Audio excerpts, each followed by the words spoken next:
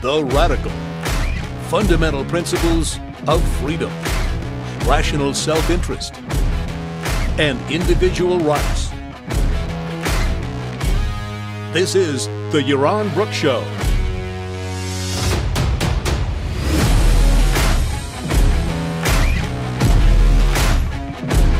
All right, welcome everybody. Welcome to Yaron Brook Show on this Tuesday evening. And apologize for the bit of a late start.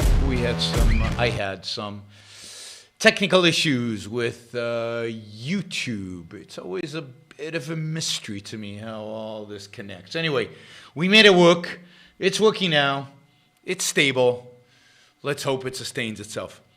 All right. I don't know if you heard the news, but Donald Trump has announced that the United States will be withholding funds from the WHO, the World Health Organization.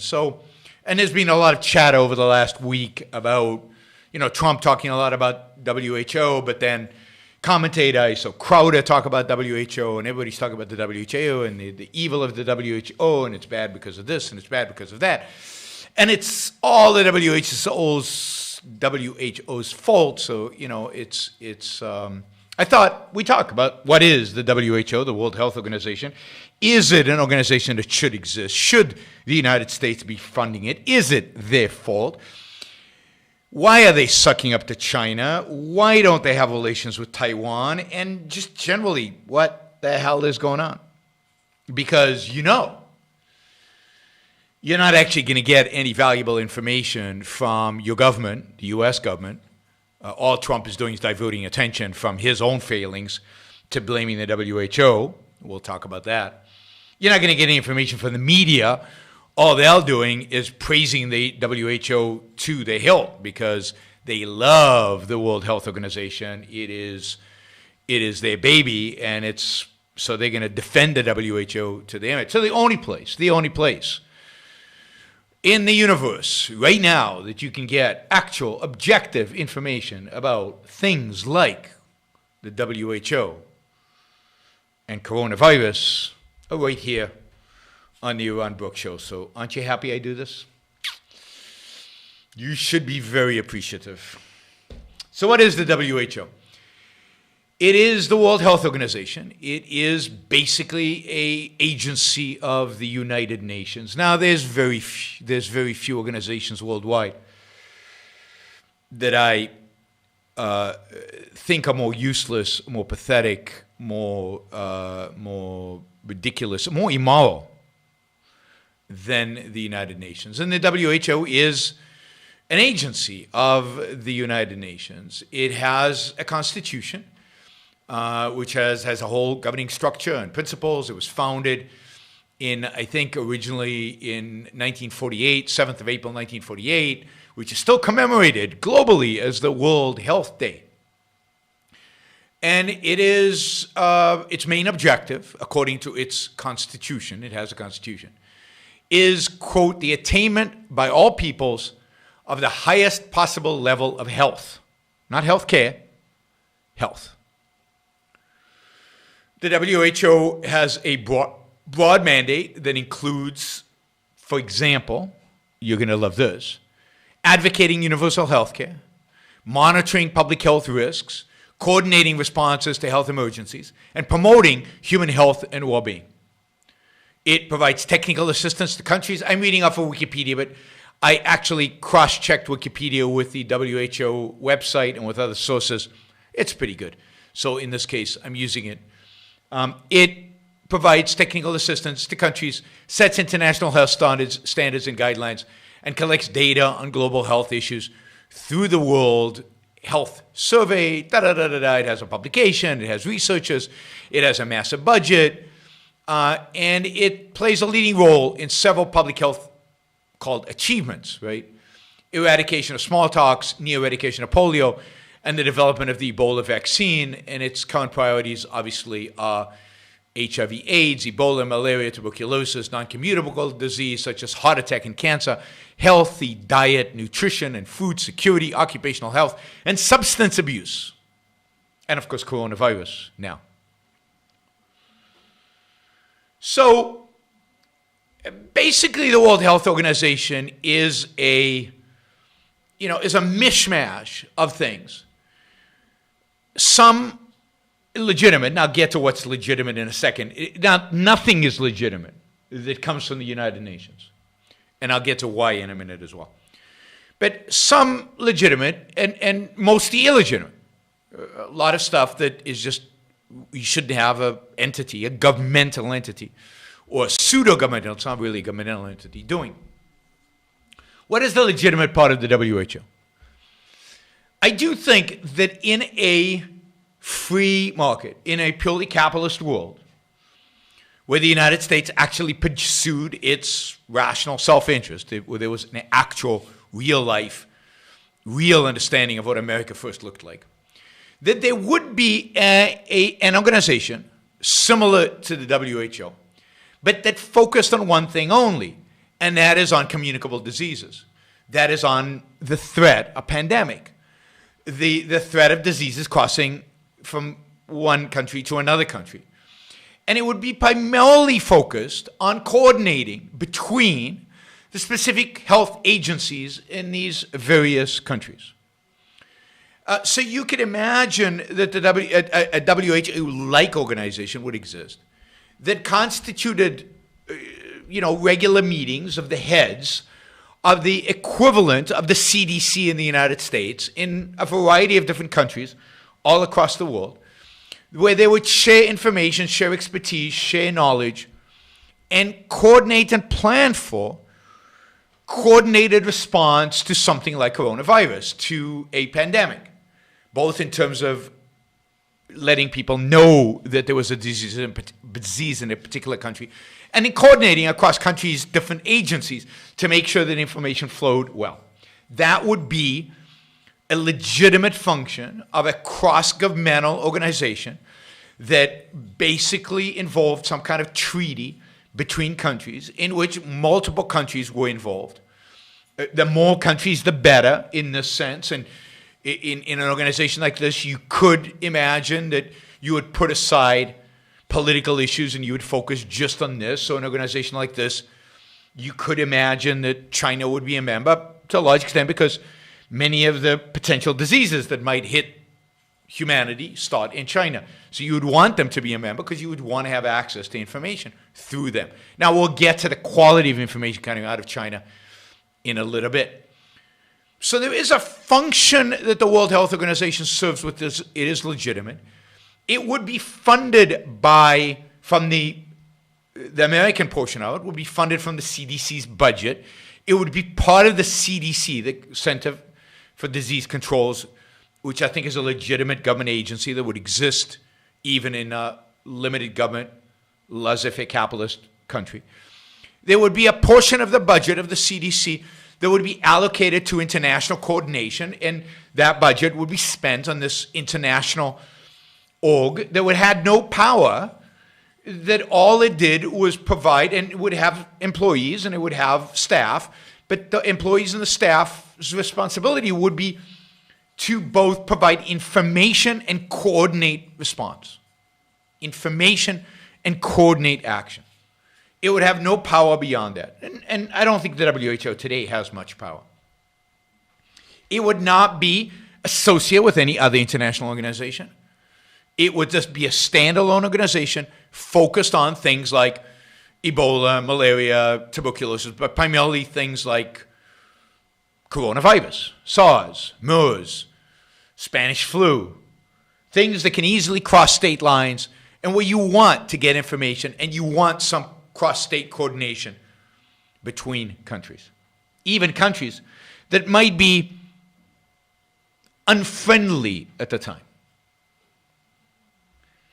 So that would be, in the best case scenario, the functioning of an organization like that. Now, the WHO has, as a part of its mandate, doing that.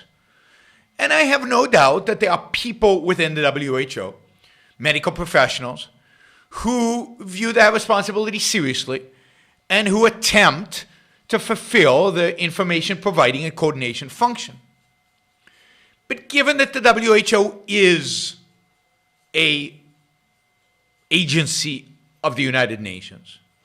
And given that the WHO has this broad mandate that is very much a leftist mandate in terms of universal health care and things like occupational health and all kinds of stuff, healthy diet, although healthy diet is one of the great travesties. I mean, what do they even mean by healthy diet? I guess lots of grains and as little fat as possible, what probably caused the obesity epidemic in the United States. So WHO has a political agenda. And as such, there is no doubt in my mind that that political agenda and that affiliation with the United Nations and that affiliation with a whole agenda focused on basically socialized healthcare, and therefore by definition being somewhat anti-American, is going to distort and pervert even the better functions and even the better people within the organization. So it becomes much more of a politicized organization. Now, in my view, undoubtedly, in the context of the world today, the United States should not be funding the WHO. Not because of the coronavirus, we're going to get to what WHO did in the context, but because the United States should not be funding any agency of the United Nations. Indeed, the United States should not be a member of the United Nations and should not be funding $1 towards that immoral institution. Now, why is the United Nations immoral? Because the United Nations has no governing principle that is legitimate. The United Nations is an egalitarian institution that rejects the idea of individual rights, rejects the idea of the superiority of freedom to slavery, rejects the idea of the superiority of freedom to authoritarianism. Indeed, it's an organization that embraces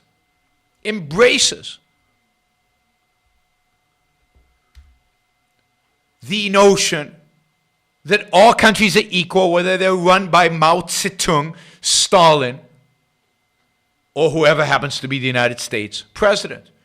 An organization that has no problem having 196 countries, many of which are brutal dictatorships, many of which are ruled by, some of which are ruled by kings, some of which just have cultures that are brutal to human flourishing. And yet they all have a vote. They're all treated the same. But you might say, there is a Security Council that has special voting rights. That's right. And that Security Council, from the beginning of the establishment of the United Nations after World War II, had Stalin as a member. That is, Stalin and the United States, the Soviet Union, the United States were treated as equally meaningful, powerful, significant members. And then when China reached a certain stage in the 1970s under Mao Zedong, it was then invited to be a member of the Security Council with equal voting power, equal veto power to the United States. That very notion is sickening, disgusting, immoral. If there is to be a United Nations-like organization in which the United States participants, in which people meet to try to establish shared goals on an international scale, then it should be an organization where membership is restricted to countries that are basically free. And you would have to figure out, do you have, 80% free speech? And so mixed economy is okay, but there has to be some freedom. And you would have to decide how much. But the United Nations purposefully has no standard, purposefully embraces everybody, all countries, all nations, all regimes, all styles of government.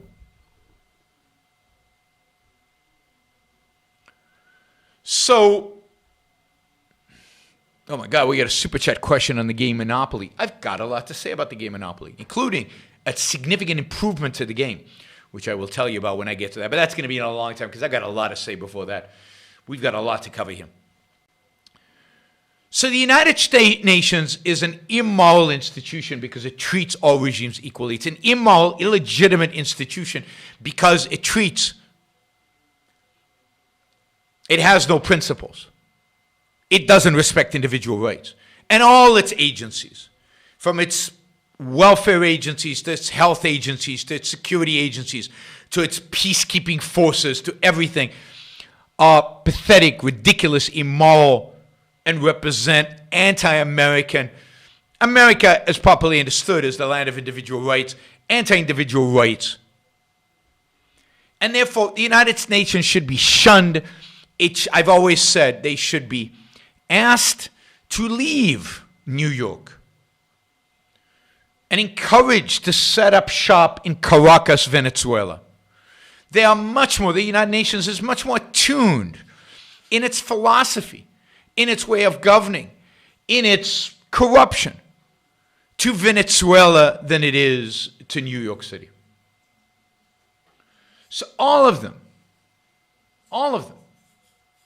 should get out of New York. And somebody asked about nuclear war. There's zero evidence to suggest that the United Nations had anything to do with avoiding nuclear war. And no, I do not believe you sit down with evil dictators. I don't believe we should have negotiated with the Soviet Union. I don't believe you negotiate with North Korea. I've condemned Donald Trump over and over and over again, and I think I've been proven right. I know I won't get the credit from anybody, but everything that's happened since Donald Trump licked the boots of the dictator of North Korea has proved me right. I don't expect any of you to admit that, but I was right that it was horrific and horrible and stupid and absurd. It hasn't stopped the homicidal maniac of North Korea from launching missiles. Just nobody pays attention to them right now, which should have been what we did before Donald Trump met with him and made him his best friend. So no, there's no reason to meet with these people. There's no risk of nuclear war with a country like North Korea or the Soviet Union because they're not suicidal. They're not suicidal. Now, there is with a country like Iran, but that's why it's so important to prevent Iran from getting nukes. And you do that not through the United Nations. Hasn't helped much through the United Nations. You do that by doing what? By, stopping them from building nuclear weapons. By blowing up any facility that resembles an attempt to build nuclear weapons. By destroying the nuclear weapon building capacity at its root. And you do that through military force. So, you don't need the United Nations. You don't need a WHO, but you do need a coordinating entity. So, yeah, under normal circumstances, I would be the first one to celebrate the fact that we will no longer be funding the immoral WHO. However, Donald Trump is not doing it for any of the reasons I just mentioned. There's Vonda again. You're going to make me blush, Vonda, with all the support.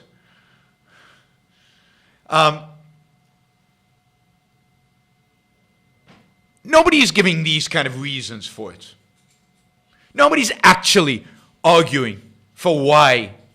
The reasons that are given are that the WHO actually made this crisis worse. Now, we'll see the WHO was clearly negligent.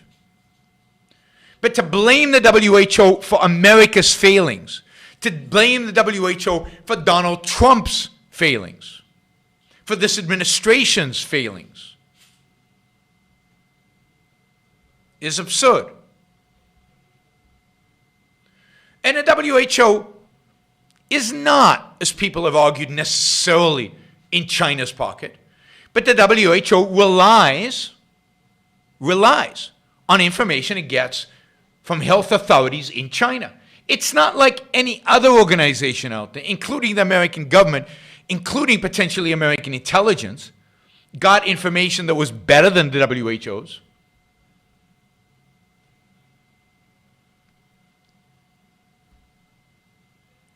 So the WHO, the World Health Organization, I've said, is an immoral organization for a variety of reasons that have nothing to do with the reason Trump is stopping funding them. And he's stopping funding them in the midst of them trying to do what they're actually, the one legitimate function they have, which is provide information and coordinate response. And all it's doing is to distract attention from his own failings, The WHO is not an organization that should exist. WHO is immoral. WHO is potentially anti-American, and certainly America should not defend it. But that does not excuse the failings of this administration that have been well documented. I have documented extensively on this show and have been well documented throughout the media, whether you like the media you like and the media you don't. And you choose because some of you have been lobotomized by Trump and therefore cannot think for yourselves anymore. You choose to defend Trump no matter what. But in this case, he's wrong. Now, let's look at the chain of events, and this connects up to China. I want to deal with one other issue with the WHO, and then we'll do kind of the timeline of what actually happened. One of the criticisms of the WHO that people rail against it, and I've seen Crowder on his show just railed against this and showed an actual video of a WHO official, kind of avoiding answering this question, is the WHO's position on Taiwan. The WHO's position on Taiwan is they don't recognize Taiwan. Taiwan is not represented in the WHO. They don't, because China is a member, and because China is represented, the WHO does not recognize Taiwan, has no representatives in Taiwan. And of course, that is horrible, and that is disgusting. But again, that is the policy of the United Nations. When the United Nations added China as a member and embraced it into the Security Council and gave it veto power, it kicked Taiwan out of the United Nations. It kicked Taiwan out of the United Nations. So it's actually the case that the United Nations has no Taiwanese representation. One of the few political entities in the entire world, the only country, sovereign country I know of, that is not represented in the United Nations because they don't want to offend China. So it's true. The WHO are cowards. The WHO is ridiculous. It's immoral. And they're following the practices of their mother organization, which is the United Nations. Now, it's also worth noting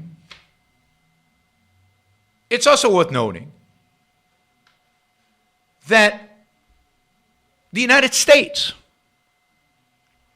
does not have an embassy in Taiwan. And Taiwan does not have an embassy in the U.S. The United States does not have official diplomatic relations with Taiwan.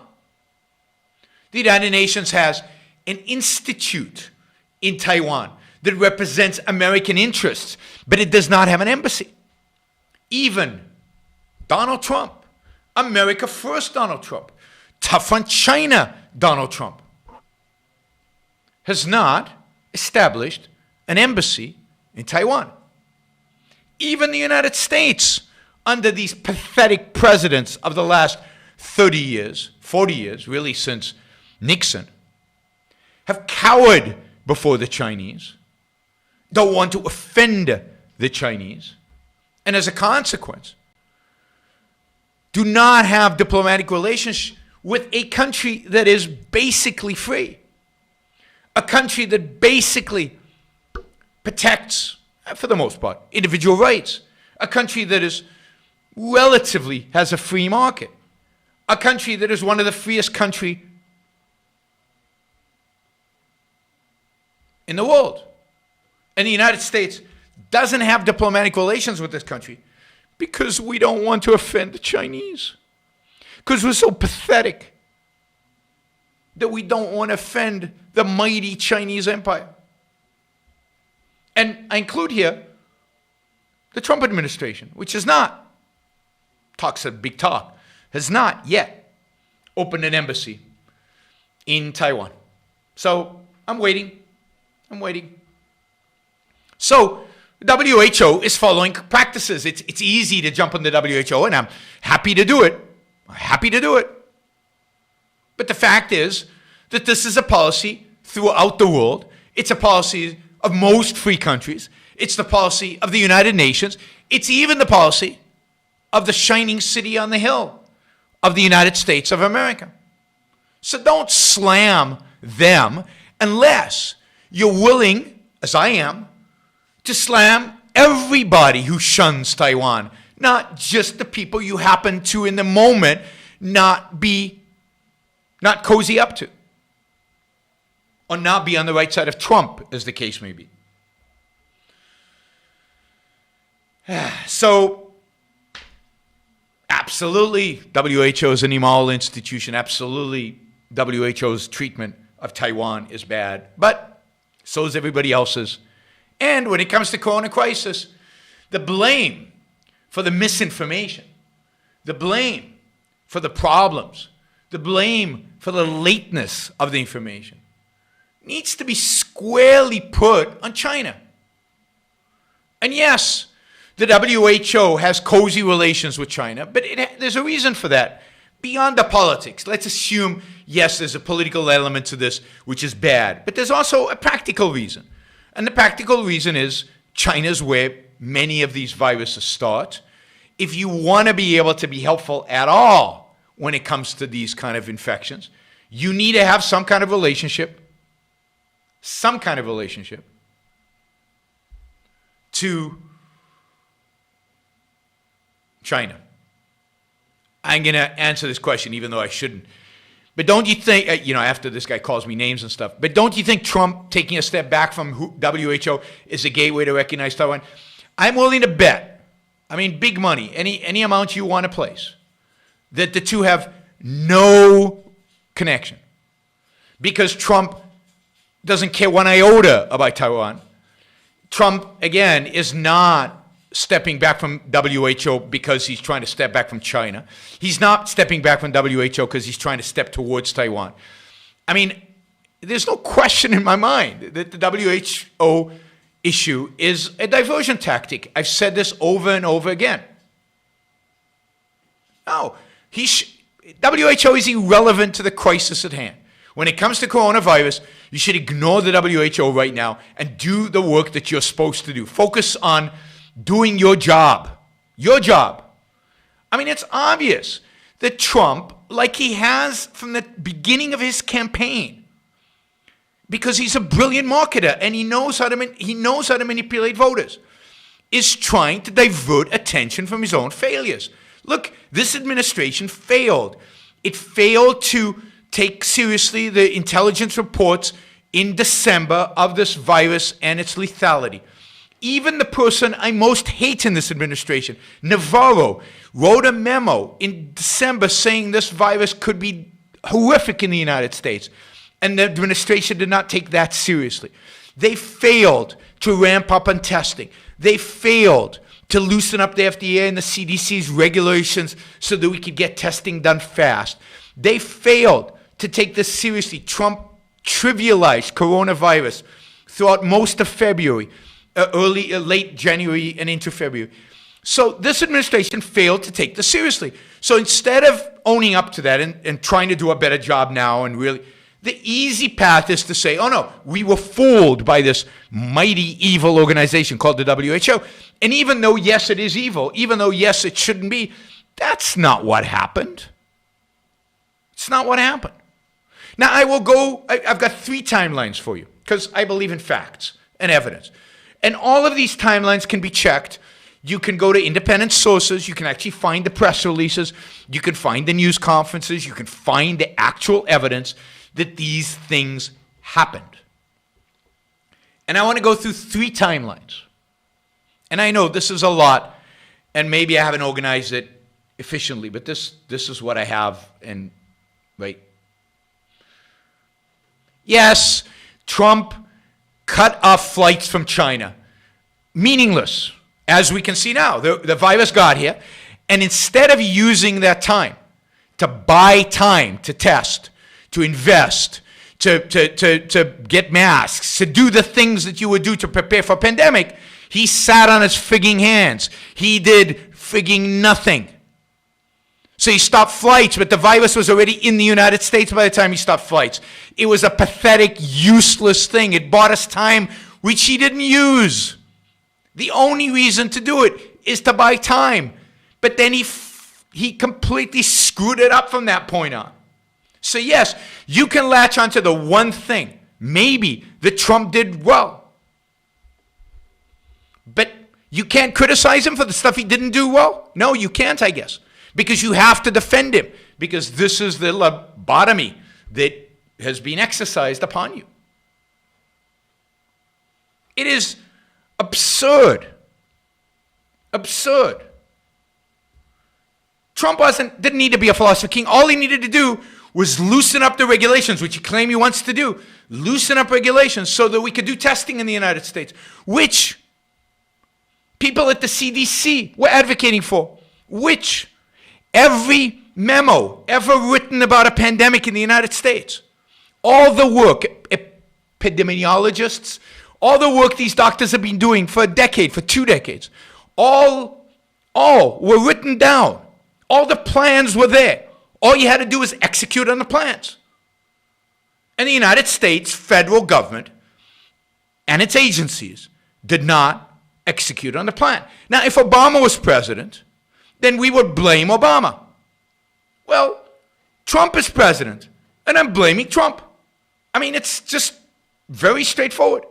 When federal government fails, you blame the guy who runs it, even if some of his minions screwed up. But the buck has to stop somewhere, and the buck stops at the top. So, again, it's mind-boggling to me that you could, I get that you could say he's better than Hillary. I get that you could say for the most part he's good. But then on concrete after concrete after concrete after concrete, where clearly he has failed to defend him in spite of that, that's what drives me nuts. Okay, here is the timeline. And there are 3 timelines. I want to give you 3 timelines. I want to give you the timeline, the Chinese timeline. The timeline that shows the extent to which China suppressed information, screwed this up. Not only the Chinese officials land up killing their own people, but landed up unleashing a virus that, with more information, maybe, a lot of lives could have been saved. But the Chinese clearly engaged in a cover-up. And this is the difference between me and people like Mark Collins, who's on the chat. He will defend Trump to the end. And he'll criticize China and WHO because they're the villains. I'm criticizing everybody. I'm going to place the blame where it objectively lies. I'm willing to go after everybody, including the President of the United States when he screws up. But some people are not willing to do that. They only go so far. They're only willing to blame the other. And it's particularly convenient when the other are far away and when the other don't look like you do. All right. December 6th. December 6th is the date, the first date, where we know of somebody who got an illness, an onset of an illness, 53-year-old woman in China, who had no exposure to the supposed wet market, where the argument was for a long time the virus originated. But her husband was somebody at the wet market. So this is the first hint of human-to-human transmission of the disease. And it goes back to December 6th. Now, they didn't know yet there was a disease. But the Wuhan doctors in Wuhan were finding cases that indicated that there was a virus and that it was spreading from human and possibly to humans and possibly from human to human. The virus probably started sometime in October or November. It jumped from bats to human beings, probably not directly, but probably through an intermediary animal. Maybe through a wet market, maybe through other mechanisms, but it reached a human population. December 6th is the first patients they start seeing. By December 21, Wuhan doctors notice a cluster of pneumonia cases with unknown causes. So now they know there's something different, something strange going on. December 25, Chinese medical staff in 2 different hospitals suspect that they have contracted this virus, that they actually have pneumonia. They're quarantined. Strong evidence for human-to-human transmission, which is important. Sometime in late December, right, Wuhan hospitals notice an exponential increase in the number of cases that cannot be linked to the wet market, where they assumed it begun, and now seem to be clearly human-to-human transmission. December 30th, Dr. Wen Liang, and I wish I could pronounce his name right because he is a real hero, sends a message to a group of other doctors, warning them about a possible outbreak of an illness that looks like SARS, looks like the original SARS. And he urges them to wear protective measures so that they don't get it.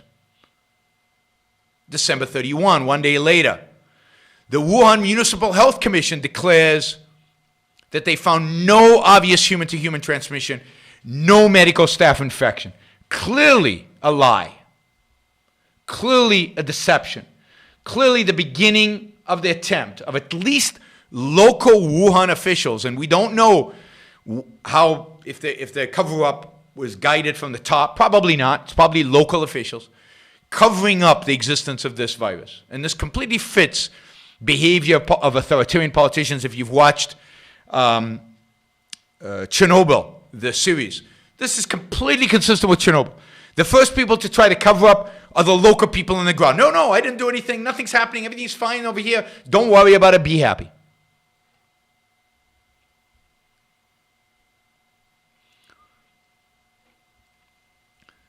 So December 31st, they already start the cover-up.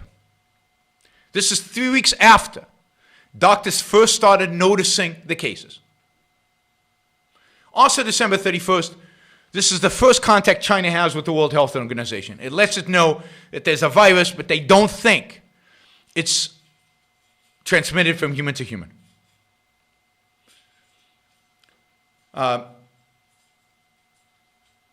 In Shanghai,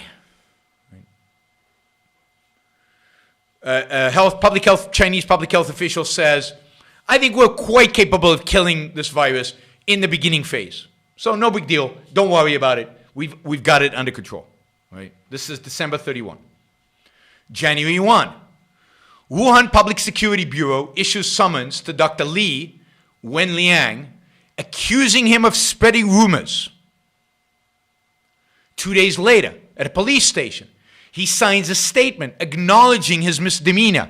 Typical authoritarian tactic. Typical authoritarian tactic is let him, people having to sign, yes, I did something wrong, and promising not to commit further unlawful acts. 7 other people are arrested on similar charges, and their fate is unknown. So this is 8 people that day are silenced. 7 of them probably disappear. And Dr. Li, I don't know if you followed his story, but Dr. Li ultimately continues to fight the virus in the hospitals in Wuhan, ultimately contracts the virus, and dies from it. He is the first doctor to warn people, to warn citizens, to warn doctors. He is the first one chided, punished by the Chinese authorities. And really, almost tears come to my eyes, one of the first ones to die of the disease. Really heroic, a story of a hero and a tragedy.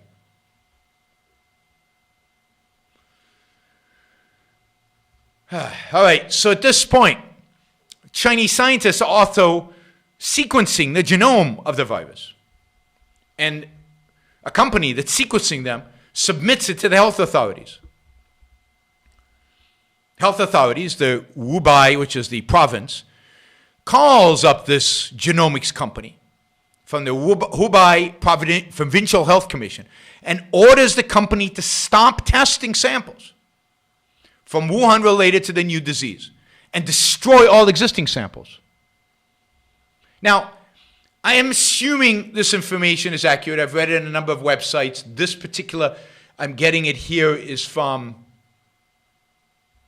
where is it from? It's from National Review, which is not a publication I usually cite, but I found this the best summary of this. Why I don't cite the National Review, I'll tell you another time. But anyway, cover-up continues. According to a New York Times study of cell phone data, right, from China, the evil New York Times, right, 175,000 people left Wuhan that day. So this had been in Wuhan for well over a month now. They are spreading the virus out. 175,000 people. According to global travel data, 21 countries have direct flights to Wuhan. Right?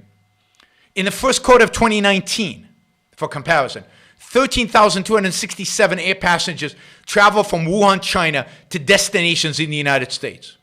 About 4,422. So by the time Donald Trump put a travel restriction on flights from China, well over 8,000 people had flown into the United States from just Wuhan. I'm not talking about even other parts of China. Just Wuhan. 8,000 people who had been exposed potentially to this virus. And we know now that the virus was already in the United States in January, way before the travel ban. So the travel ban slowed things down, obviously didn't prevent anything. And again, what happened during that slowdown? We'll see when I get to the next timeline. All right.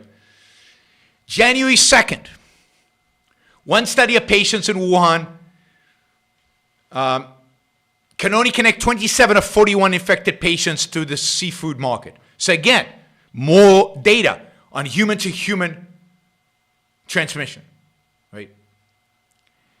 Also on this day, January 2nd, the Wuhan Institute of Virology completely mapped the genome of the virus. So actually have a genome of the virus.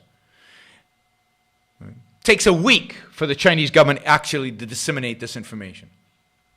On January 3rd, the Chinese government suppresses as much information as they can about the virus. China's National Health Commission, the nation's top health authority, ordered institutions not to publish any information related to the unknown disease and ordered labs to transfer any samples they had to designated testing institutions or to destroy them. And yet, also on January 3rd, about a month after the first cases in Wuhan are identified, the United States government is notified. Robert Redfield, the director of the CDC, gets initial reports about a new coronavirus from Chinese colleagues. Probably not from the Chinese government, but Chinese colleagues, Chinese scientists. Right? Human Services Secretary Alex Azar tells his chief of staff to make sure the National Security Council is informed. So again, January 3rd,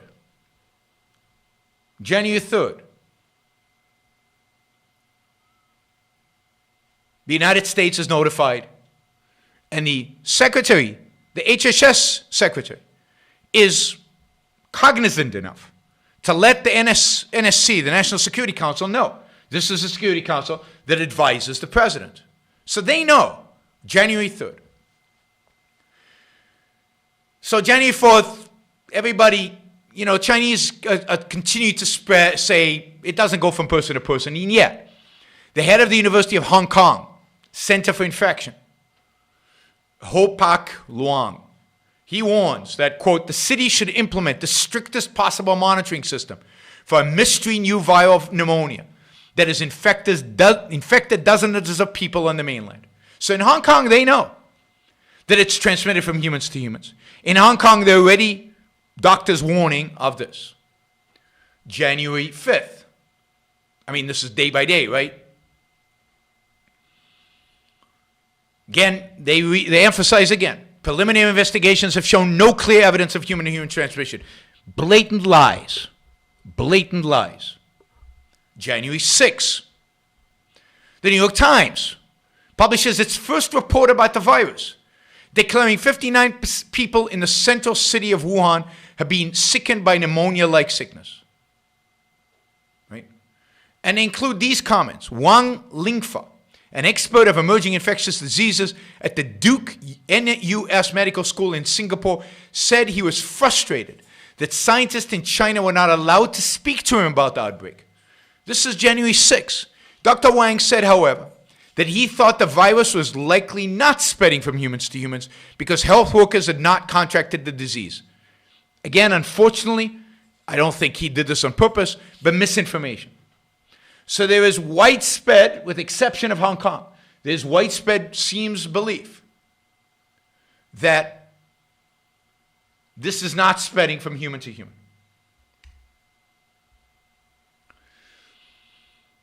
Right? And he was getting the best information that was available at the time. Also that day, this is January, 5th? January 6th. Also that day, the CDC issued a level 1 travel watch, the lowest of its 3 levels for China's outbreak. It said the cause of the transmission mode aren't yet known, and it advised travelers to Wuhan to avoid living or dead animals, animal markets, and contact with sick people. Also that day, CDC offered to send a team to China to assist with the investigation. Chinese government, of course, declined. But a WHO team that included 2 Americans would visit February 16th. So it took them another month and a week before a team got to actually go to Wuhan to see what was going on the ground. January 8th, Chinese medical authorities claimed to have identified the virus.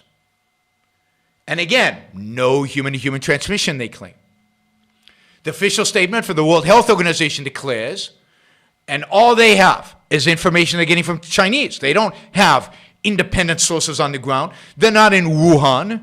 They're not there. So you can blame the WHO, but the blame is with China. WHO declares preliminary identification of a novel virus in a short period of time is a notable achievement and demonstrates China's increased capacity to manage new outbreaks. They're sucking up to the Chinese because they want information, right? WHO does not recommend any specific measures for travelers at this point. WHO advises against application of any travel or trade restrictions on China based on the information currently available. This is January 8th. January 10th. After unknowingly treating a patient with the Wuhan coronavirus, Dr. Li Wenliang started coughing and developed a fever. Hospitalized on January 12th. In the following days, Li's condition deteriorated so badly, he was admitted to the intensive care unit and given oxygen. Again, this is the heroic doctor. We should always recognize heroism. We should always recognize individuals who stand up and fight for the truth, which is what matters here. I don't care if Trump is right or Trump is wrong, if WHO is right or wrong. What matters is the truth. What matters is the truth. January 11th. Wuhan City Health Commission issues an update declaring all 739 close contacts, including 419 medical staff, have undergone medical observation and no related cases have been found. Again, this is a day after Dr. Li Wenliang got the disease from a patient. They're still claiming no human-to-human transmission. They claim most of the unexplained viral pneumonia cases in Wuhan this time have a history of exposure to the South China seafood market. Not true.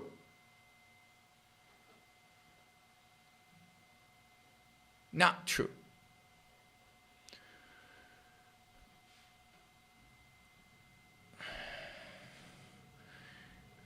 On January 13th, authorities in Thailand detected the virus in a 61-year-old Chinese woman who was visiting from Wuhan.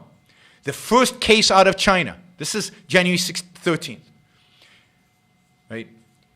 China's Ministry of Health said, and this is public information, that she had not visited the seafood market. And she had come down with a fever on January 5th. Right? So, again, human-to-human transmission, there was plenty of evidence for it. 14th, Wuhan city officials, again, no related cases, again. So, it's been over a month now that they've known this is untrue. And the doctors know this. But the doctors are too scared. This is what happened in authoritarianism. The doctors are too scared to say anything. They might be leaking the information out to Hong Kong. It's 5-6 weeks. It's between 5 and 6 weeks of evidence in China of human-to-human transmission that they are not reporting.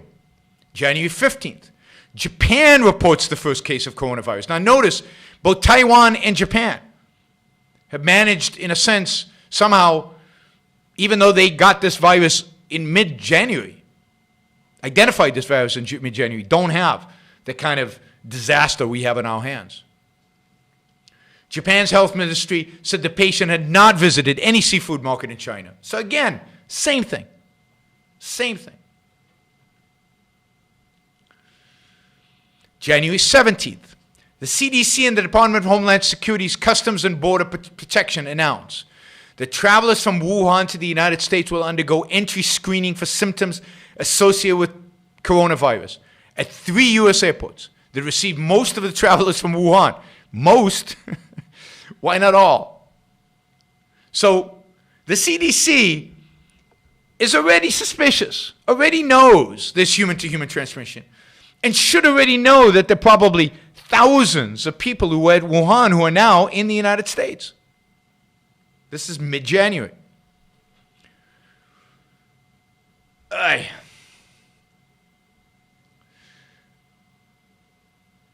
January 18th, HHS Secretary Azar has his first discussions about the virus with President Trump. Unnamed senior administration officials told the Washington Post that, quote, the president interjected to ask about vaping and when flavored vaping products would be back on the market. So CDC, HHS tried to warn Trump on January 18th. He didn't seem that interested. Now you could say, it's the Washington Post. We don't believe them. Fine. Sounds exactly like Trump to me. Despite the fact that Wuhan doctors know the virus is contagious, city authorities allow 40,000 families to gather and share home-cooked food in a Lunar New Year banquet. Now you'd think the citizens of Wuhan would want to lynch these city officials. Chinese National Health Commission on January 19th, still preventable and controllable. WHO updates its statement, declaring not enough is known to draw definitive conclusions about how it's transmitted, clinical features of the disease, the extent to which it is spread, or its source, which remain unknown. So WHO basically knows as much as the Chinese do, and is saying so.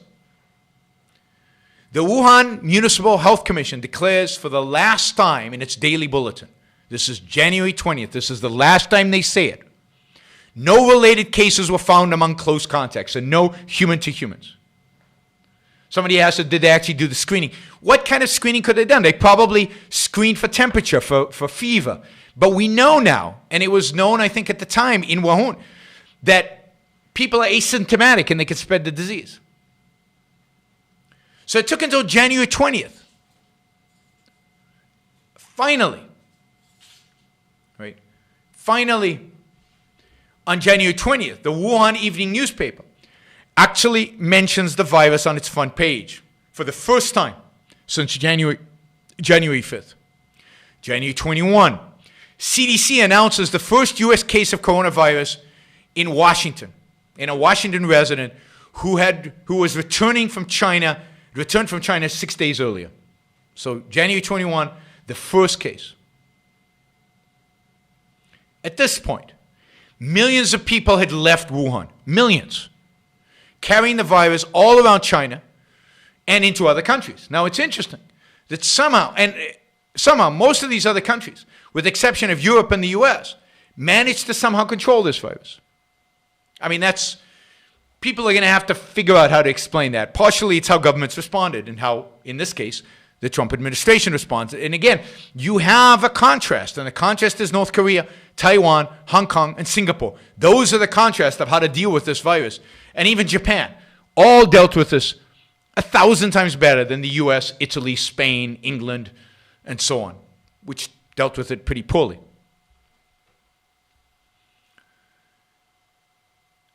January 22, WHO Director General continues to praise China handling of the outbreak. Clearly incompetent, clearly relying purely on Chinese information, and not talking to people in Hong Kong and elsewhere who might now know more. In the preceding days, WHO delegation conducted a field visit to Wuhan. They concluded, quote, deployment of the new test kit nationally suggests that human-to-human transmission is taking place in Wuhan. So it's indeed the WHO, which is the first organization on an international scale to actually warn of human-to-human transmission. So this idea that the WHO was denying human-to-human transmission, it's just not true. As of January 22nd, it was the WHO warning about this. Well before China, well before the United States, well before anybody except that one doctor in Hong Kong.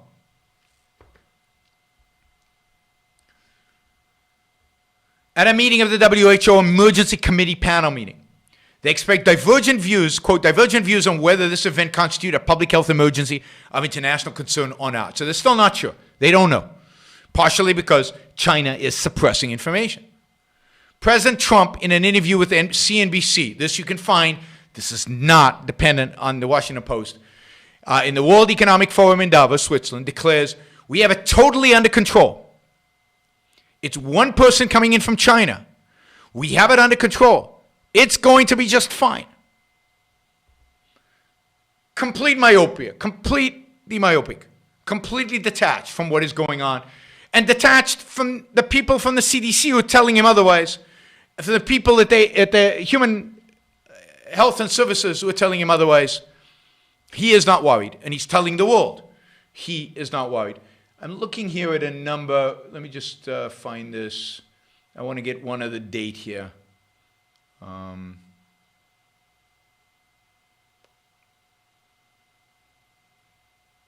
Where is this?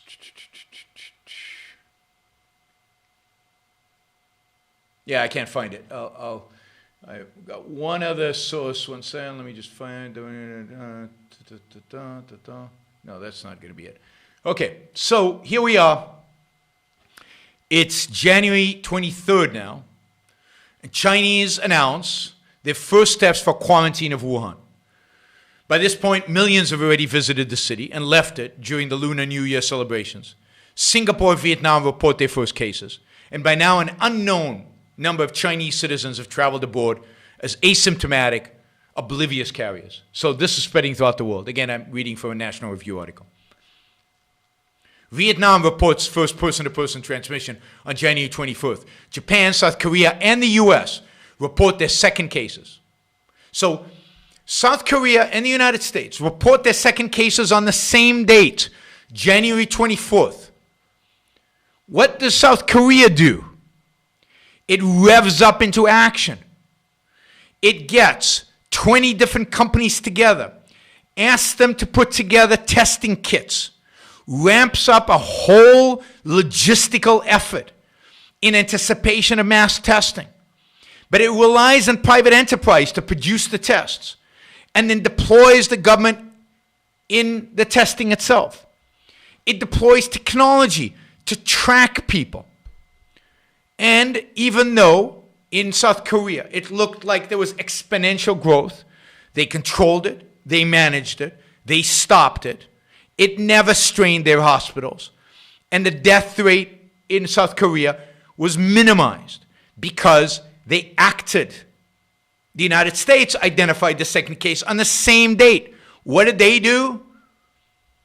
In one word, nothing. Nothing. A week later, they put a travel ban on. Too little, too late. And then another month goes by. Another month goes by. And the United States does nothing.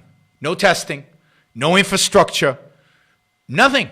No bringing in private companies to do testing, no private labs. The contrary. The CDC is going to create their own test. The CDC is going to do it all. And they screw it up. And yeah, the CDC is not Donald Trump, but they report to him. He's the boss. If somebody screws up on your watch, it's your responsibility. You're the boss. So sorry, Trump fans. It's just calling it like it is.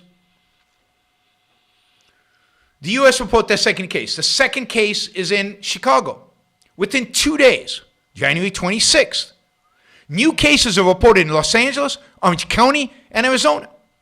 The virus is now in several locations in the United States. And the odds of preventing an outbreak are dwindling to 0. And by the way, at this point, a brave, another one of these heroic doctors. Her name is, I forget her first name, her family name is Chu, C-H-U, Asian, I suspect. She, in Washington State, is observing the fact she's doing a flu study. But she's identifying cases of people who seem to have the flu, but it's not the flu. And she wants to modify her flu test to identify coronavirus. And she's told by authorities, you can't do that. We gave you money to do a flu test. You can't transition to doing a coronavirus test. And she pushes and she tries and she asks and she begs. And she says, look, this human-to-human transmission. We better get on top of this. And they say, forget, red tape, bureaucracy, we're not going to approve it. So she says, to hell with you. And she does it anyway. She violates the terms of her contract with the government. And she develops the first corona test. And she is the one who discovers that there's human-to-human transmission in Washington State.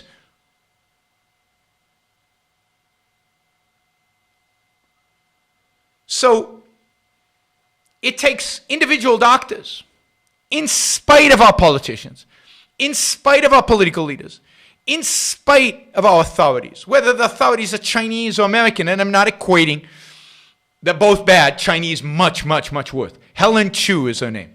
Helen Chu, she should get like a congressional medal of something. Right? Yeah, I know it's an hour and 6 minutes, and we're still going, and it's still going to be a while. Sorry, guys. So those of you who don't want to stay on for the rest of the timeline, you can leave, but this is still going, right? So it's the Helen Chus. It's the Li Wenliang who are the heroes of this. And our politicians and our United Nations health organizations and our Chinese authorities at every level, but primarily at the local level in Wuhan, which are the villains of this story. But no, politicians will never take responsibility for it. They will always divert responsibility to others. In China, they just silence their critics. In the United States, they just repeat, Trump can never do anything wrong. And let's just blame the WHO. And let's keep going. Let's just blame everybody, left and right.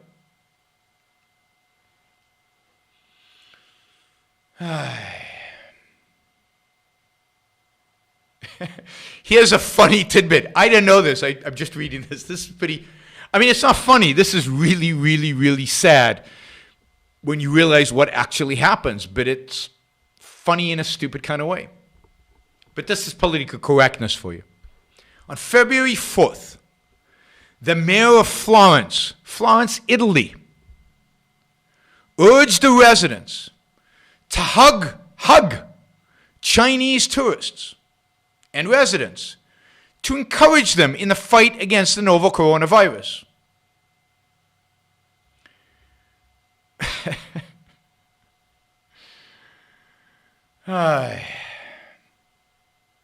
So,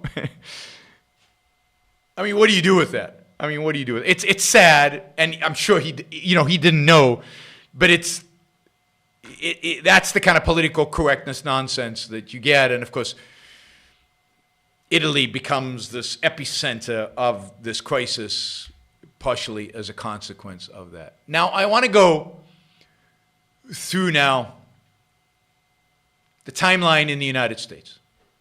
So we know Chinese authorities until basically 21st, 22nd of January are denying human-to-human transmission, although it's already leaked.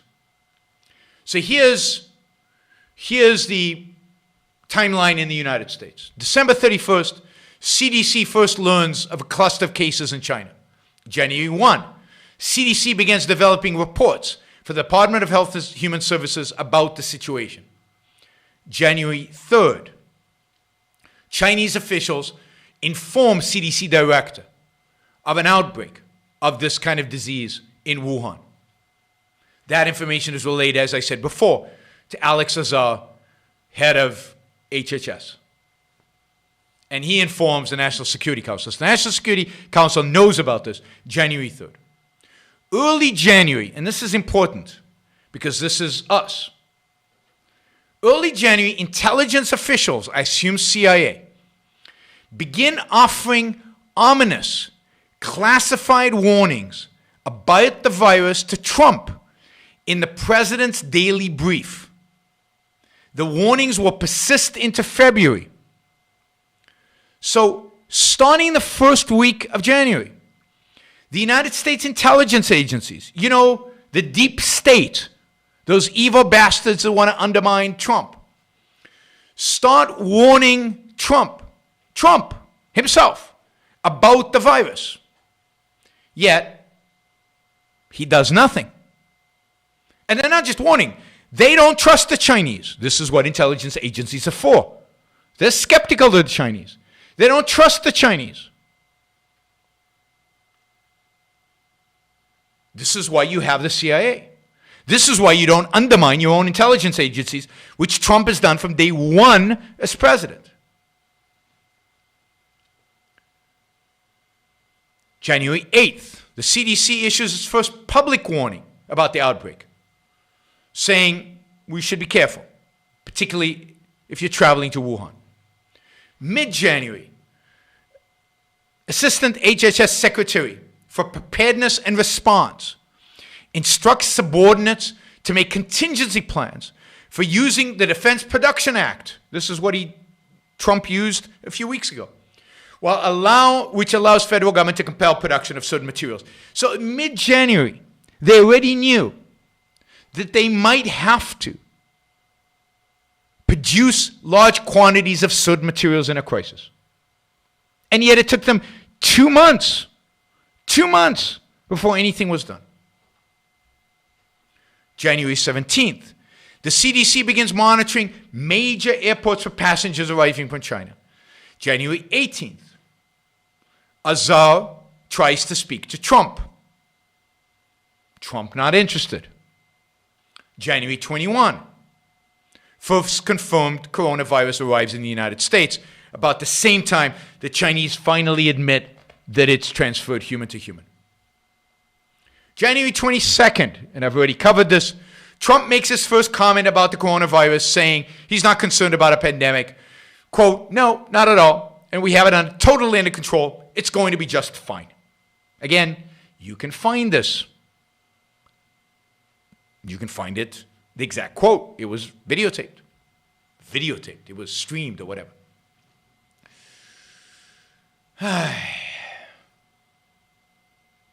January 27th, 5 days after, Trump says it's all fine.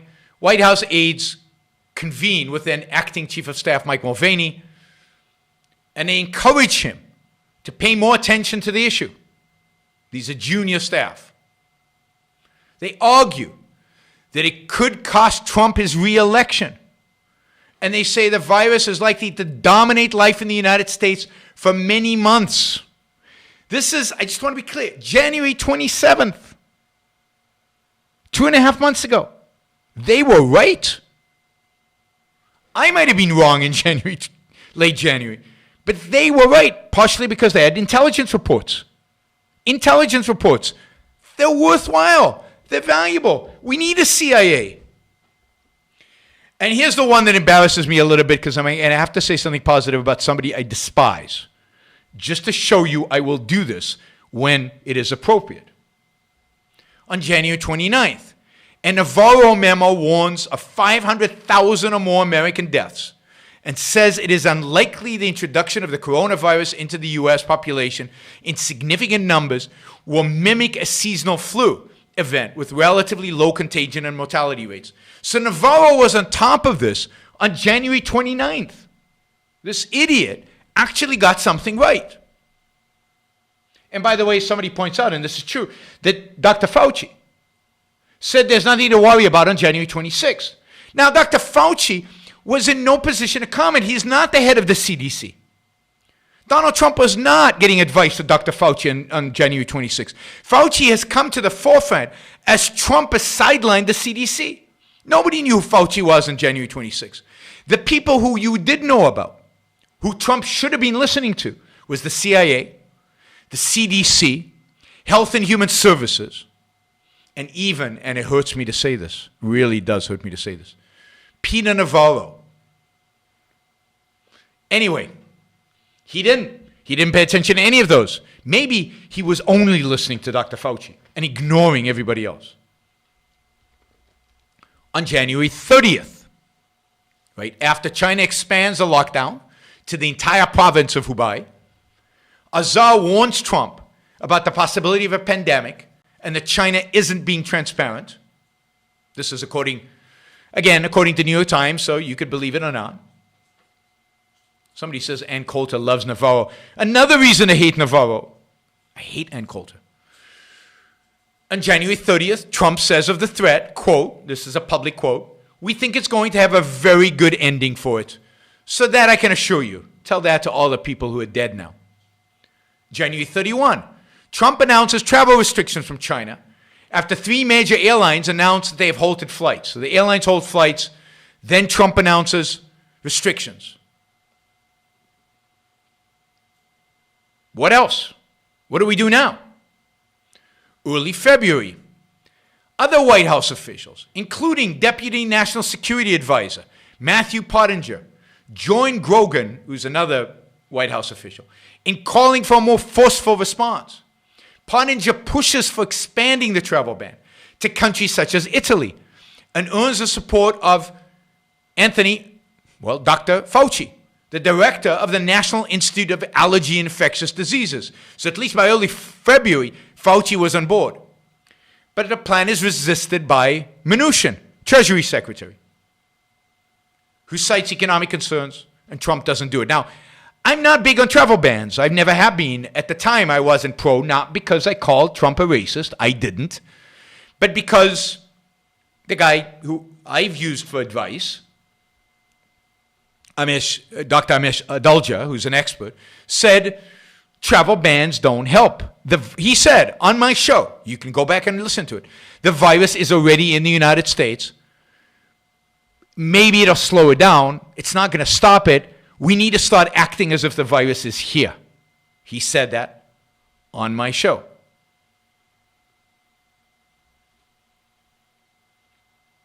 February 5th. Right? Where is it? February 5th, right?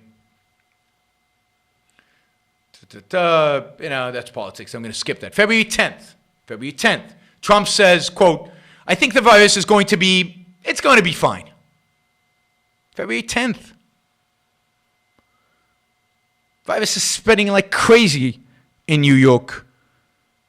Spreading like crazy on the West Coast. February 14th.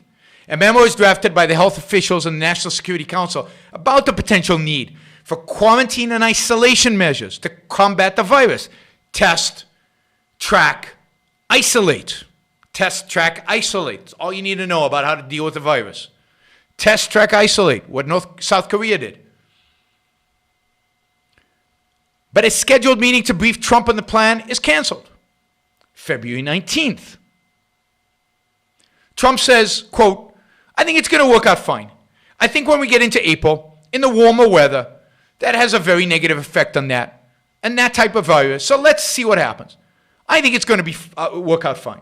Trump again being The medical doctor, he has instincts about this. He has implicit knowledge. He just knows how viruses behave because he's so well educated in the field.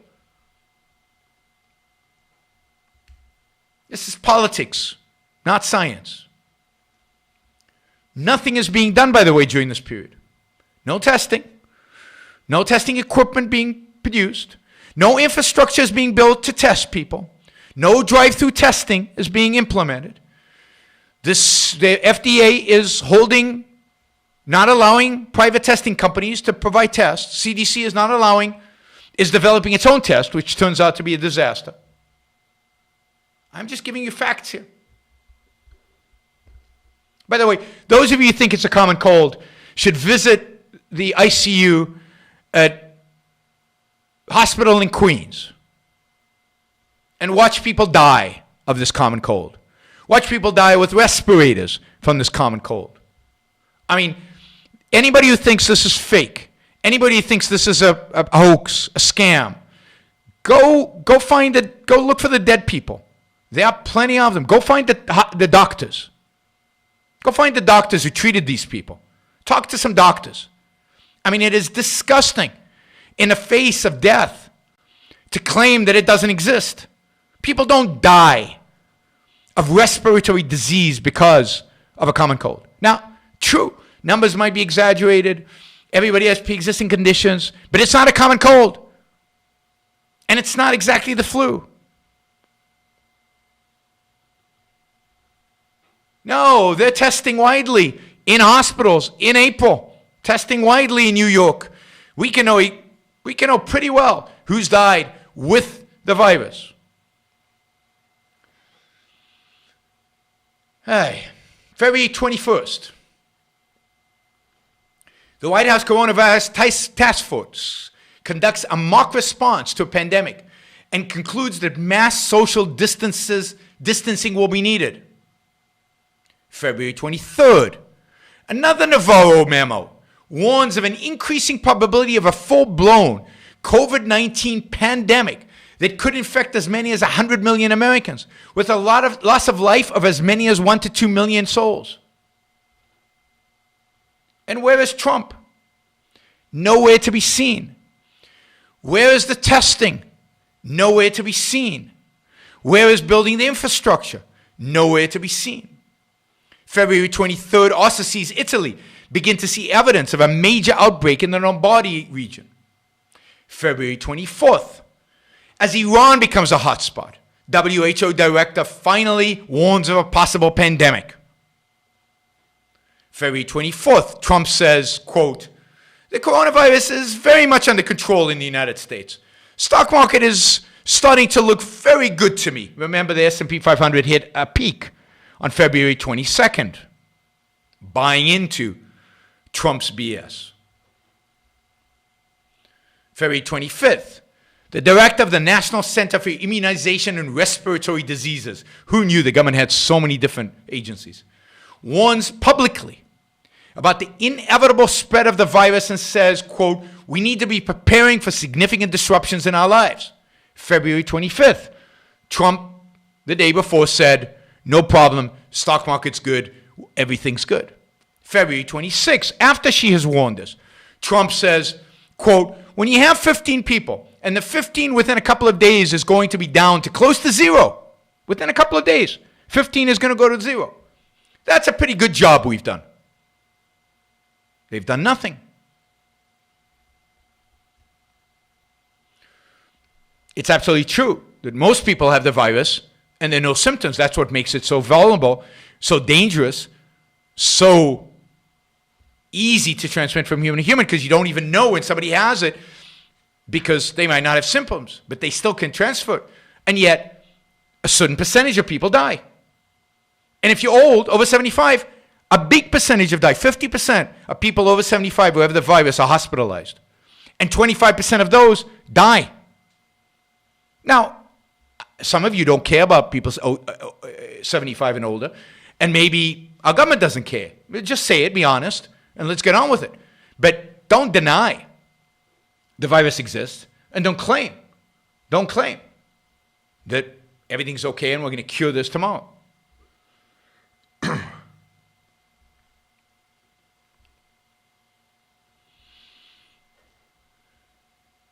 February 27th, and I'm going to end this soon, right?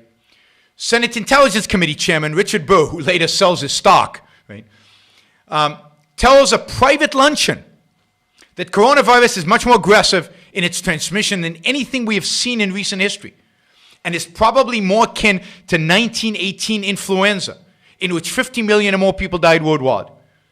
This is a Republican from North Carolina. He then goes on to sell his stocks before making that statement public, which he never does.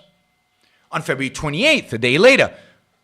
By the way, the reason Richard Burr knows this is because he got information from our deep state intelligence service agencies, those CIA guys, NSA people who can't be trusted. On February 28th, Trump says, quote, "It's going to disappear. One day, it's like a miracle. It will disappear." February 29th, the United States records its first coronavirus death and announces new travel restrictions for Iran, Italy, and South Korea. March 3rd, 2 months before the CDC knew the virus was in China. March 3rd, 2 months. The CDC lifts restrictions on coronavirus testing. Finally. Now, not that much is done even after this, but finally, private labs, private companies can develop tests. By then, it's too late. By March 10th, Trump is saying, just stay calm, it'll go away. By March 11th, White House suspends travel from most European countries. And finally, the WHO declares a global pandemic. March 11th, Trump says, I think we're going to get through it very well. I don't know what very well means, how many people have to die for it to be very well. March 13th, Trump finally declares a national emergency. Now, if that timeline does not represent three things. One, China, the Chinese authorities, primarily the local authorities, we don't know how high it went up, but certainly the local authorities, hid this, suppressed information, released clearly false information, deceived us, misled us throughout, at least until January 21. By the way, we did get the sequence, the DNA sequence of the virus, an accurate, as far as we can tell, as far as I know, but all the scientists say it's accurate, sequence of the DNA in late January. The United States got the sequence, and that's when vaccine companies started working on it. Chinese did not hold that back, ultimately. One, the Chinese hid, suppressed, deceived. Two, WHO was useless. They basically accepted what they heard from the Chinese and then basically done very little throughout the world to help this. Three, the United States government, in spite of plenty of warning, in spite of plenty of time, in spite of people within the government warning about it, in spite of people within the government preparing plans for it, did absolutely nothing. And the chief among them, who misinformed the American people, who deceived the American people, who gave us false information, was Donald Trump, was the President of the United States. So it's no surprise that his underlings did nothing. It's no surprise that the response was incompetent, pathetic, useless. Now, I know I hate Donald Trump, and that comes across, but I just gave you objective facts. Do with them what you want. I'm just here to provide you with facts and to entertain you.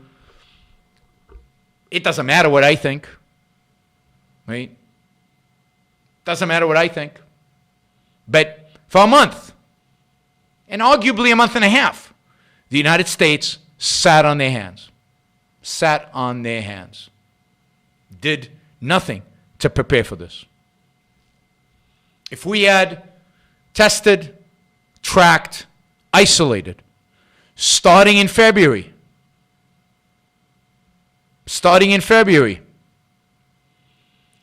we would have saved the lives of tens of thousands of people. We would have saved many, many tens of thousands from unnecessary hospitalization. And we would have saved the economy. Maybe the worst recession since the Great Depression. But all of that, those deaths, those hospitalizations, and the economy. That's on Trump. That's on his administration. That's on his people. That's on him. All right, Vonda is generous again, and she says she's been tested, and I assume negative. I assume it's good news.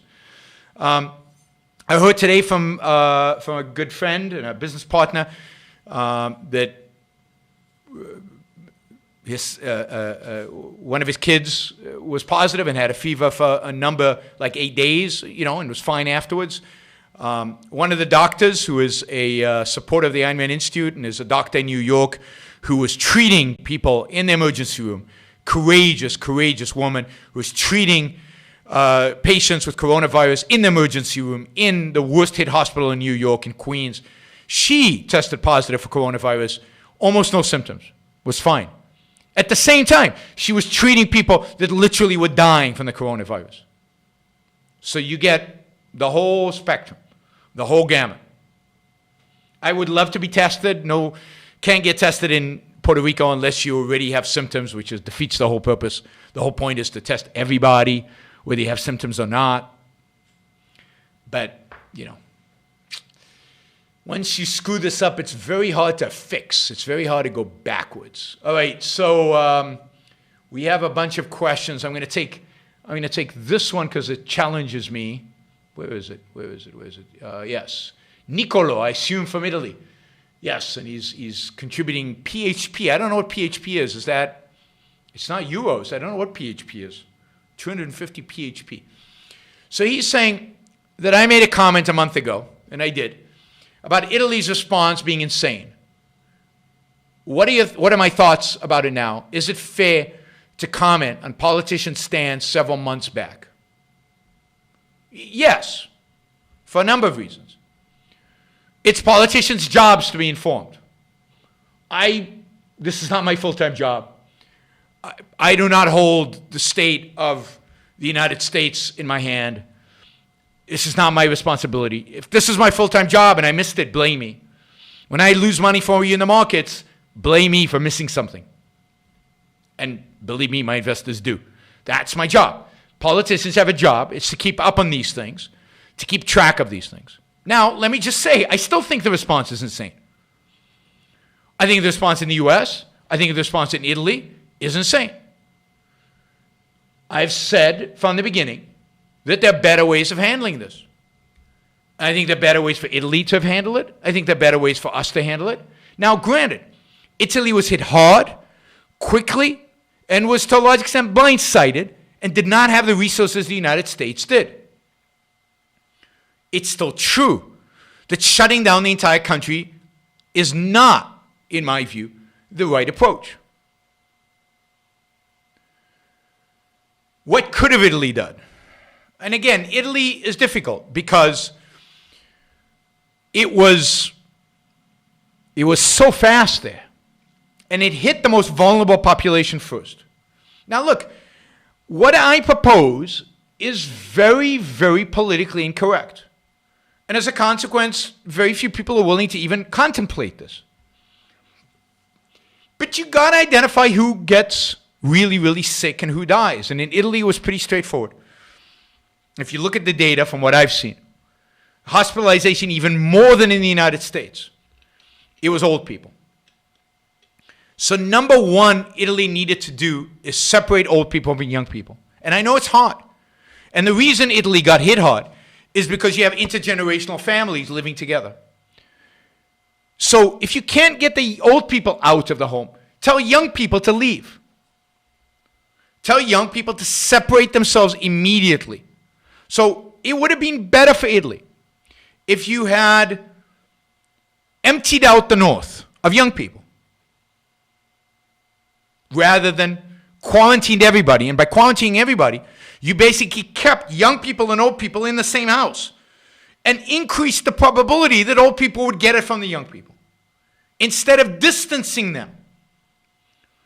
What this virus requires, and we had this knowledge in early March, what this virus requires is the separation of old people from young people.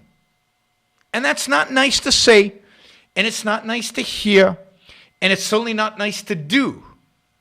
But the truth is the truth is the truth. Facts are facts. You've got to separate old people from young people, not stick them in the same house together, which is what, unfortunately, I think happened in New York, which is happening in poor neighborhoods all over the United States. By quarantining people at home, by having people stay at home, you're increasing the possibility that young people will infect old people. Wow, not only is Vonda contributing, but now she's cheerleading everybody else to contribute. So thank you. Thank you. She's saying everybody can contribute $10. Go ahead, do it. Super Chat is open and available. You don't have to ask a question.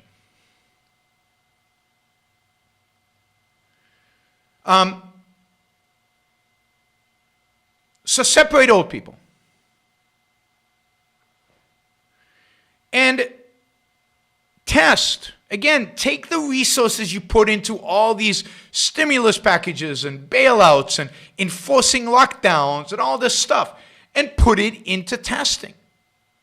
And then the worry was young people would go to the south of Italy and infect all the old people there. So in the south, where it was not too late yet, test, test, test. Isolate and test, isolate and test, isolate and test, isolate and test. And you do that 24/7.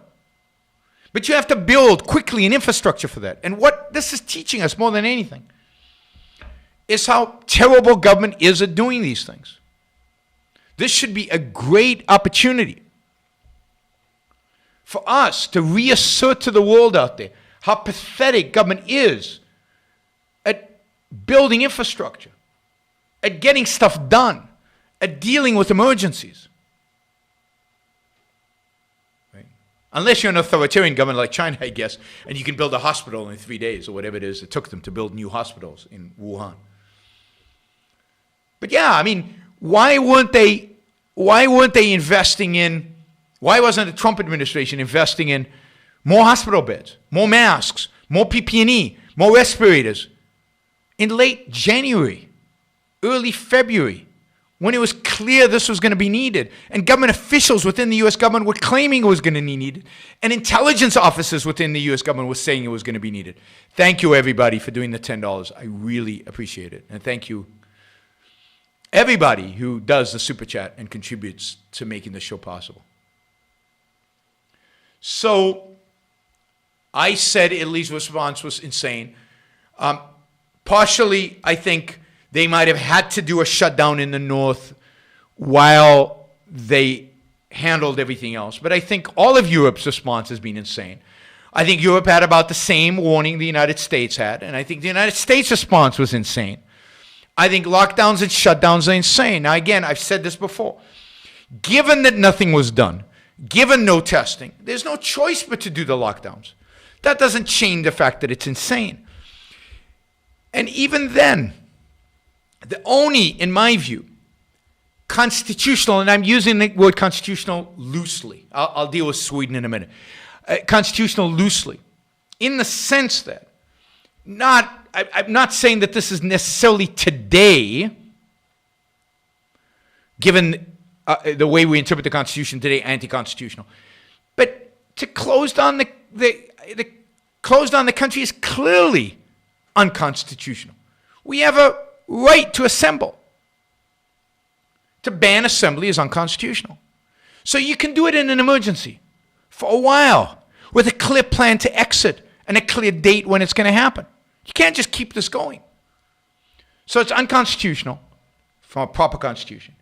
And you can do it in an emergency. New York clearly had to do it. But okay, what's the plan to get out of this? Now, not tomorrow, not in a month, now. And where's the testing? Because it's still true that even as we face the virus today, we need to test, isolate, we need to test, track, and isolate. Thank you for those giving $1, $2, whatever you can afford. I really appreciate it. It shows me that you value what's being done here. Thank you. Somebody says, are you reading anything about a plan? All I'm hearing are debates on the data, the economy will reopen. Seems like a disaster waiting to happen. Clearly, it's going to be a disaster. There are some plans. The former director of the FDA or the CDC has a plan out there that's reasonable. All the reasonable plans that I've seen, and I think there's 3 or 4 of them out there, all of them assume one thing, which I've been saying for 2 months. Test, track, isolate. So the only legitimate plan for opening up the economy has to involve opening up the economy while engaging in mass testing, in mass tracking, and I know there's a privacy issue with tracking. I'm far less concerned with the privacy issue associated with tracking than with the violation of our rights through house arrest. Tracking to me is the far lesser of two evils, even if it is an evil, and I'm not sure it is, because if the tracking is benign, that is, if it only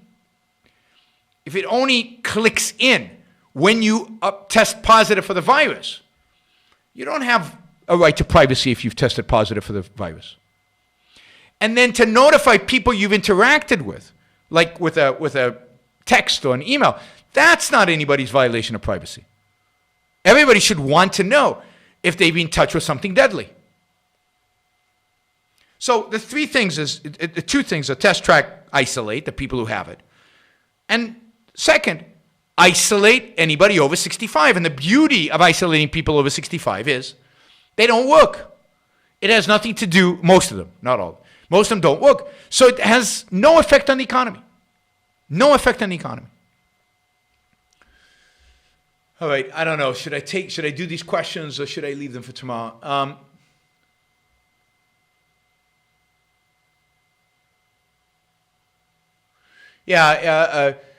He says, this one says, travel introduces a linear term in the infection rate, but community spread is exponential. That's right. So community spread, which was already in the U.S. when the travel bans were placed, is exponential. So while travel slowed it down a little, it didn't slow it out dramatically. But if you had early on tested, traced, and isolated the people who had it, if you'd stopped community spreading, that would have had massive impact. It would have saved literally the lives of tens of thousands of people. It's what South Korea did. We have a test sample. It's what Taiwan did. It's what Singapore did. It's what Japan did. And it's what Hong Kong did. So it's not science fiction.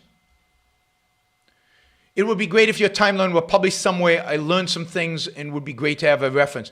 Just Google coronavirus timeline. You can do it 3 ways. You can do 3 different Googles. Coronavirus timeline, China, and you'll find the China timeline. Google coronavirus timeline, Trump, you'll find the Trump US timeline. Coronavirus timeline, WHO, you'll find the WHO timeline. Actually, the WHO timeline is on their website, and you'll find how impotent and pathetic, in a sense, they were. So, they're not hiding it. So you can find all of that. It's fairly easy. What I do is I just Google. The information's all out there. There's nothing not there. Okay, Monopoly. I want to talk about Monopoly. It's a good game. By chance, have you read John Fendley's History of Modern China? I haven't, but I've read my favorite book is about the Chinese economy, at least, is a book called How China Became Capitalist. Now, I know China didn't become capitalist, and the author, to some extent, knows it didn't. But it's a great book to describe how China grew as successful economically as it did, and what were the steps Dr Peng and others took in order to make it such. The other book I read about China is, the one that's memorable, is a biography of Dr Peng, which was fascinating. What a mixed character he was. Wow. Incredibly mixed character. Not only is Vonda responsible for a lot of money today, but she's also responsible for everybody else giving a bunch of money today. So today was amazing. So thank you, Vonda, for the support today and in previous days. Thank you, everybody else. I'm going to keep these questions. I'm probably going to do a show tomorrow, and I'll just start the show with these questions. Let's just do this. Tomorrow will be a straight Q&A session, straight Super Chat question. Also, if you're not part of the Super Chat, if you're on Facebook or something, and you contribute $25 or more to the show a month, no, for that matter, if you contribute $10 or more on the show a month on one of the other platforms, just email me, Yaron@yaronbrookshow.com questions. I've got a few. Any questions you want, just email, and I'll do just a Q&A session tomorrow. That way I don't have to prepare, and I'll definitely get to the questions you asked today, and I apologize for not getting today, but it's already an hour 45 minutes, and that's pretty much my limit.